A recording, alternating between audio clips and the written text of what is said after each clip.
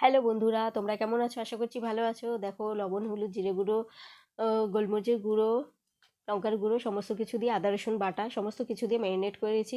আর দিয়েছিলাম একটু লেবু রস, সয়া সস আর কর্নফ্লাওয়ার আর ময়দা দিয়ে এটাকে আবার মাখিয়ে নিয়েছিলাম ভালোভাবে।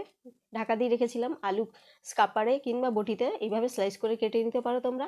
একটা বাটিতে কর্নফ্লাওয়ার একটু লবণ দিয়ে এটাকে আমি গুলে নিয়েছি। তো আলুটা মাঝখানে ওই চিকেনটাকে দিয়ে টুথপিক গেঁথে দিয়েছিলাম। তো দারুণ হয়েছিল দেখতে। দেখো, পুরো বাটারফ্লাইয়ের মতন দেখতে লাগছিল। তো আমি এইভাবে সমস্ত কিছু চিকেনগুলো রেডি করে নেওয়ার পরে তেলও গরম করতে বসিয়ে দেওয়া হয়েছিল কড়াইতে। তো এগুলো হালকা তেলের মধ্যে, খুব ডিপ গরম তেলের মধ্যে দিলে হবে না, হালকা তেলের মধ্যে এগুলো উল্টে পাল্টে ভেজে নিতে হবে। তো আমি সেটাই করেছিলাম, নাহলে কিন্তু চিকেনগুলো সেদ্ধ হবে না, আলুটা তাড়াতাড়ি পুড়ে যাবে। তো তোমরা এইভাবে বানিয়ে দেখতে পারো, খেয়ে ট্রাই করে। তো আবার আসবো নতুন ভিডিও নিয়ে। Tata, by.